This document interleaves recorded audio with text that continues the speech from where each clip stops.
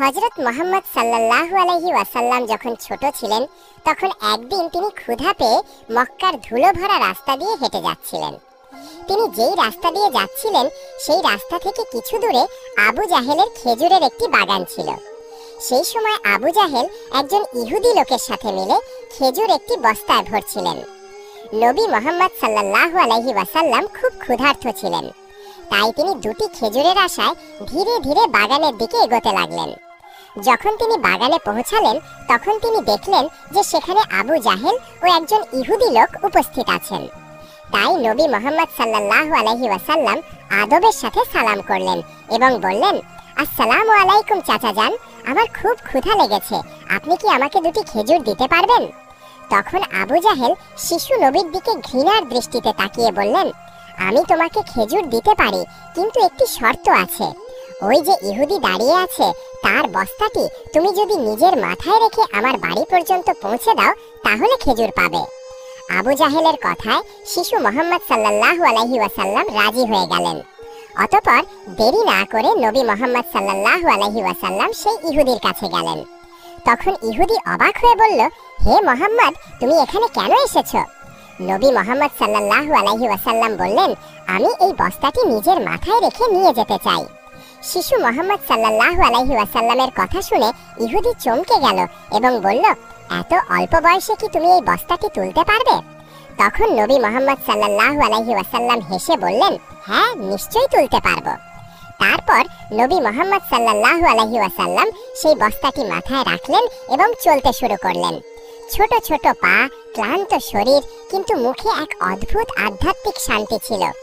আবু জাহেল এবং সেই ইহুদি লোকটি শিশু মুহাম্মদ সাল্লাল্লাহু আলাইহি ওয়াসাল্লামের পিছন পিছন যাচ্ছিলেন। এইভাবে চলতে চলতে কিছুক্ষণ পর বস্তাটি আবু জাহেলের বাড়ির সামনে রাখা হলো। ইহুদি লোকটি বাড়ির ভিতরে নিয়ে চলে গেল।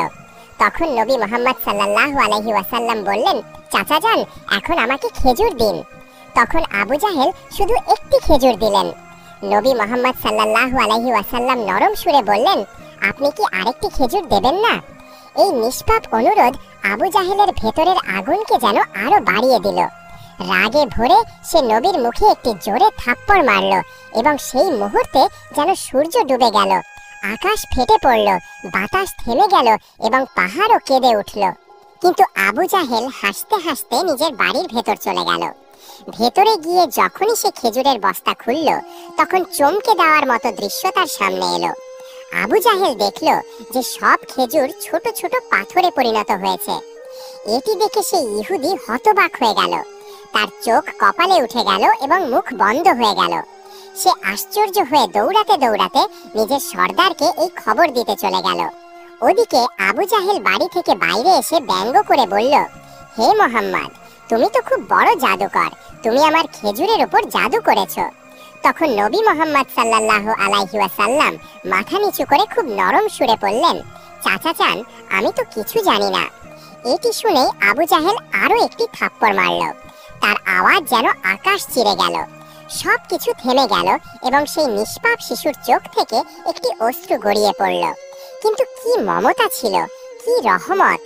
নবী শুধু এতটুকু বললেন, চাচাজান, আপনার হাতে আঘাত লাগেনি তো? সুবহানাল্লাহ! কি করুণা, কি মানবতা! নিজে থাপ্পড় খেলেন, কিন্তু চিন্তা সেই মানুষটির যিনি মারলেন। তারপর নবী মুহাম্মদ সাল্লাল্লাহু আলাইহি ওয়াসাল্লাম এই সব অপমান, কষ্ট এবং ক্ষুধা নিয়ে বাড়ি ফিরে গেলেন না, বরং চুপচাপ পাহাড়ের ধারে গিয়ে দাঁড়িয়ে গেলেন। গাছ এবং পাহাড় যেন ডেকে উঠল। আফসোস, যাকে সৃষ্টি করা না হলে এই পৃথিবী, এই আকাশ কিছুই থাকতো না। সেই মহান নবী আজ ক্ষুধার্ত, অপমানিত, অবহেলিত হচ্ছেন। কিন্তু তবুও আবু জাহেলের মতো নিষ্ঠুর হৃদয়ে না দয়া এলো, না চোখে অনুশোচনার এক ফোঁটা। ওদিকে সেই ইহুদি লোকটি নিজের সর্দারের কাছে দৌড়ে পৌঁছে গেল এবং হাঁপাতে হাঁপাতে বলল, আজ আমি এমন একটি ঘটনা দেখেছি যা কল্পনারও অতীত। আব্দুল্লাহর ছেলে মুহাম্মাদের মধ্যে এমন এক অলৌকিক শক্তি আছে যে শুধু একটি থাপ্পড় লাগার পর সব খেজুর পাথর হয়ে গেল। আপনি বলুন, এটি কি জাদু হতে পারে নাকি কোনো ঐশ্বরিক শক্তি? এটি শুনে সর্দার কিছুক্ষণ চুপ করে রইল। তারপর গম্ভীর কণ্ঠে বলল, আমরাও শুনেছি আমাদের আসমানি কিতাবে মুহাম্মাদের নাম উল্লেখ আছে যে তিনি শেষ এবং সবচেয়ে মহান নবী হবেন। কিন্তু কি সত্যি ইনি মুহাম্মদ? এটি জানা জরুরি।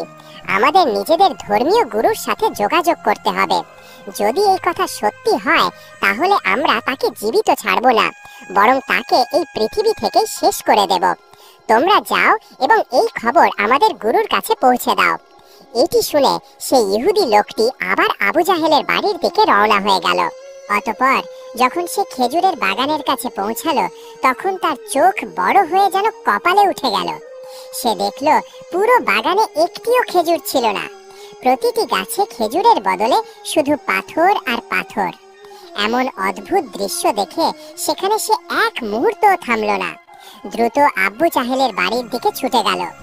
বাড়িতে পৌঁছে সে বলল, ভাই, আপনার বাগানের সব খেজুর পাথরে পরিণত হয়েছে। যদি এখন এগুলো রক্ষা না করা হয় তাহলে অনেক বড় ক্ষতি হয়ে যাবে। এর একটাই সমাধান আছে, মুহাম্মাদের কাছে ক্ষমা চাও। কিন্তু আব্বু জাহেল ক্ষমা চাওয়ার মতো মানুষ ছিল না। সে ছিল নিষ্ঠুর, চালাক। সে নরম সুরে বলল, ঠিক আছে, চলো মুহাম্মাদের বাড়িতে গিয়ে দেখি। তারপর সে নবী মুহাম্মদ সাল্লাল্লাহু আলাইহি ওয়াসাল্লামের বাড়ির দিকে চলতে শুরু করলো। সেই সময় নবী মুহাম্মদ সাল্লাল্লাহু আলাইহি ওয়াসাল্লাম তার চাচা আবু তালেবের সাথে থাকতেন। যখন আবু জাহেল বাড়িতে পৌঁছালো তখন আবু তালেব একা ছিলেন। আবু জাহেল আওয়াজ দিয়ে বলল, হে আবু তালেব, তোমার ভাতিজা মুহাম্মদ একজন খুব বড় জাদুকর। সে আমার বাগানের সব খেজুর পাথরে পরিণত করে দিয়েছে। তারপর সে ব্যঙ্গ করে বলল, কোথাও কোনো পাহাড়ের ধারে কোনো সিংহ বা ভাল্লুক তাকে খেয়ে ফেলেনি তো? এটা শুনে চাচা আবু তালেব অস্থির হয়ে উঠলেন। তিনি এক মুহূর্ত দেরি না করে নবীর খোঁজে বেরিয়ে পড়লেন। ওদিকে নবী মুহাম্মদ সাল্লাল্লাহু আলাইহি ওয়াসাল্লাম একটি পাহাড়ের ধারে বসে কাঁদছিলেন এবং বলছিলেন, যদি আজ আমার বাবা মা বেঁচে থাকতেন তাহলে হয়তো কেউ আমার সাথে এমন ব্যবহার করত না। আমি খুব একা, খুব নিঃসঙ্গ। তার এই নিঃসঙ্গতা দেখে বনের সিংহ, ভাল্লুক, হরিণ সবাই সেখানে চলে এলো এবং যেন তার ব্যথা অনুভব করে সবাই কাঁদতে লাগলো। সিংহের চোখও ভিজে গেল। তারা বলতে লাগলো, ইয়া রাসূলুল্লাহ, এই চর যেন আমাদের লেগেছে। আপনি আর কাঁদবেন না, এই অশ্রু আমরা সহ্য করতে পারছি না। অতঃপর কিছুক্ষণের মধ্যেই চাচা আবু তালেব সেখানে পৌঁছে গেলেন। তিনি যখন এই দৃশ্য দেখলেন তখন কিছু বলতে পারলেন না, শুধু স্তব্ধ হয়ে গেলেন। দৃশ্যটি এত অদ্ভুত এবং হৃদয়স্পর্শী ছিল।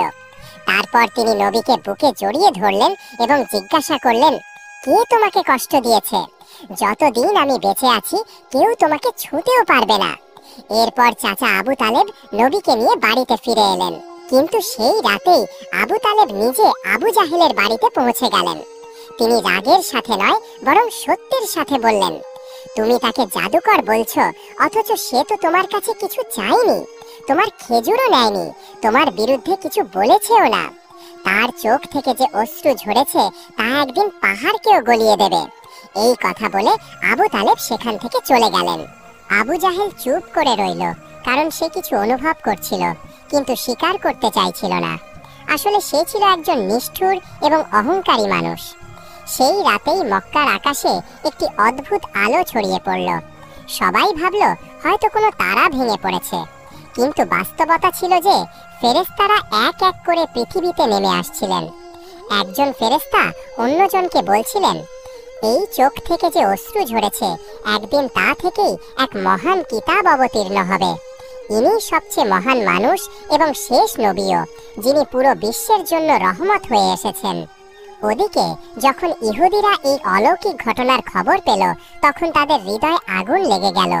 তারা নবী মুহাম্মদ সাল্লাল্লাহু আলাইহি ওয়াসাল্লামকে হত্যা করার ষড়যন্ত্র শুরু করে দিল, কারণ তারা চেয়েছিল যে শেষ নবী তাদের গোত্রে জন্মগ্রহণ করুক, কিন্তু এমনটা হয়নি। তাদের মধ্যে একজন ইহুদি ব্যক্তি তার ধর্মীয় পণ্ডিতের কাছে গেল এবং পুরো কাহিনী বিস্তারিতভাবে বলল। ইহুদি ধর্মগুরু কিছুক্ষণ চোখ বন্ধ করে রইল, তারপর ধীর স্বরে বলল, আমি তাকে চিনে ফেলেছি। ইনি সেই নবী যার উল্লেখ আমাদের কিতাবে আছে। তার দুটি চিহ্ন আছে, একটি তার কাঁধে নবুয়তের মোহর, দ্বিতীয়টি তার দৃষ্টিতে থাকা রহমত। কেউ জিজ্ঞেস করলো, তাহলে কি আপনি ঈমান আনবেন? সে চুপ হয়ে গেল, মাথা নিচু করে নিল। তারপর শুধু এতটুকু বলল, আমরা চেয়েছিলাম যে সে আমাদের গোত্রে আসুক, তাই আমরা সত্যকে অস্বীকার করব।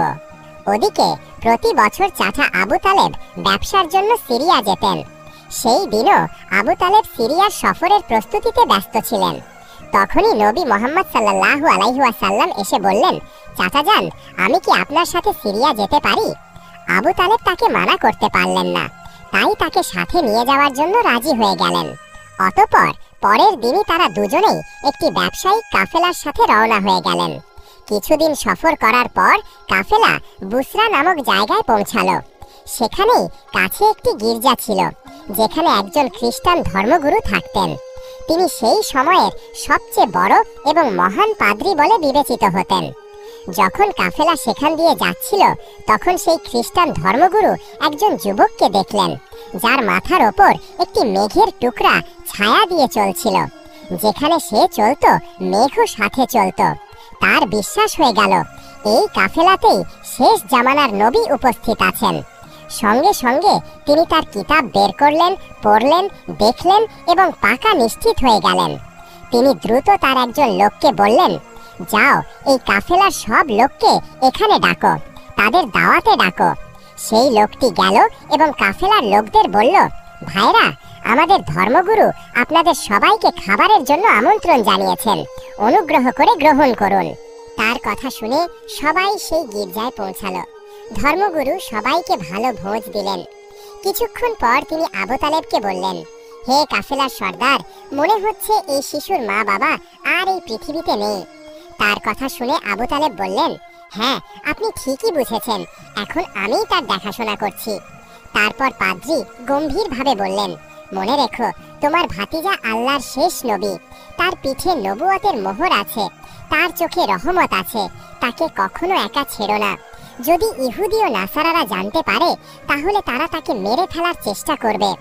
খ্রিস্টান পাদ্রীর কথা শুনে আবু তালেব অবাক হয়ে জিজ্ঞেস করলেন, আপনি এসব কিভাবে জানলেন? খ্রিস্টান পাদ্রী জবাব দিলেন, আমি আমাদের কিতাবে এই ঘটনার বিস্তারিত পড়েছি। এখন যাও এবং মুহাম্মদকে আমার কাছে নিয়ে এসো। ফলে আবু তালেব মুহাম্মদ সাল্লাল্লাহু আলাইহি ওয়াসাল্লামকে আনতে রওনা হলেন।